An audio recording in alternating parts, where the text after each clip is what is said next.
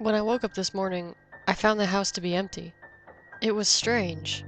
I seriously doubt my family would leave for my aunt's house without me on Christmas morning. Something wasn't right. All the miscellaneous pictures of me that were on the walls and hearth were gone. All other photos were still in place. Another thing that struck me as odd was that there were no gifts that, just last night, were meticulously placed under the tree this morning. What the hell? I thought to myself. Everything's gone. Even the shit I left for my parents.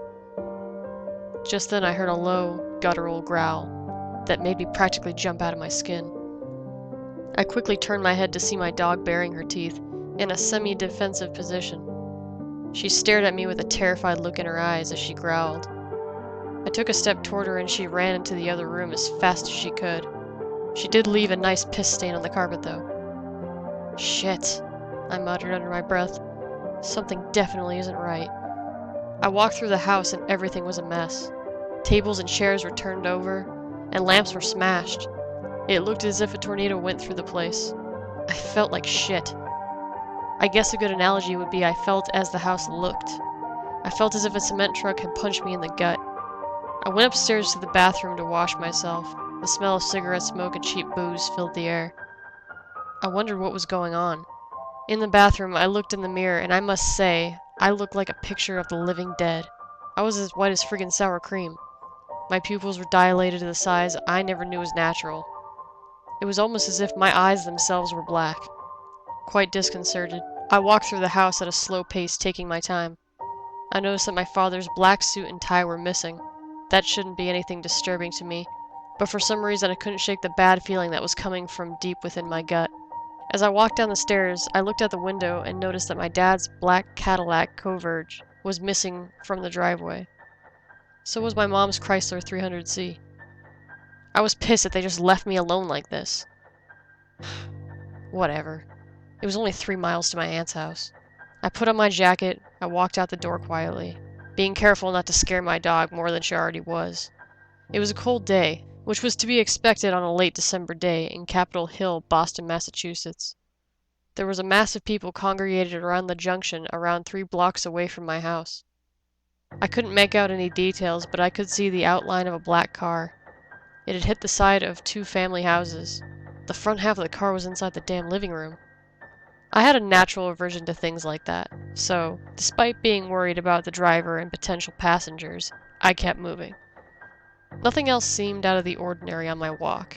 Just your typical Bostonian good morning, which is a bump on the shoulder in any of several established cusses. I arrived at my aunt's house about 2 hours after setting off. Yes, I took my sweet time. Looking in the window, I could see several family members, nuclear family included, huddled around the table. I was mad as hell, but then I took a good, hard look at everyone inside.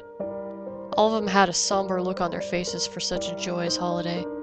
Each person also had a black suit or dress on. By then my anger had faded, and I quietly walked through the door as opposed to bursting through it, which is what I wanted to do at first.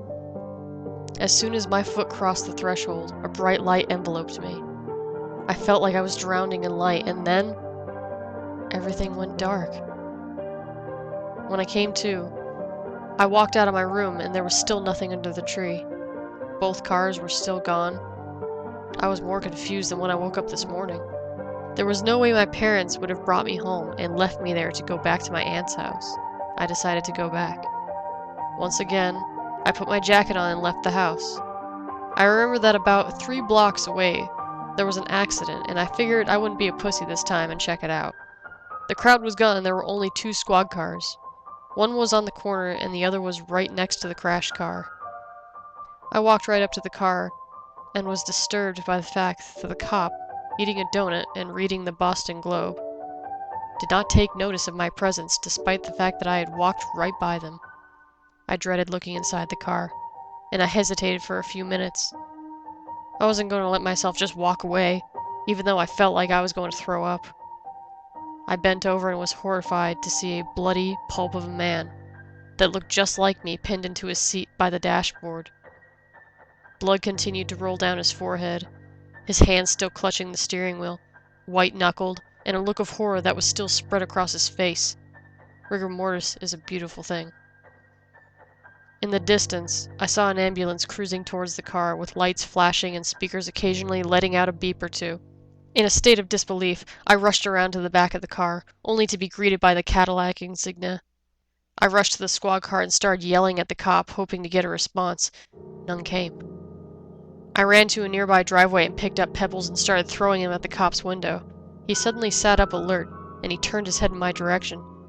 With a quizzical look on his face, he turned his head away as if he didn't see me and went back to his donut and the morning paper. I ran as fast as I could, but I could only get a few feet away when I tripped on something. As I hit the ground, I lay there as a bright white light, exactly like the one from before, came over me again. It all came back to me in a flash.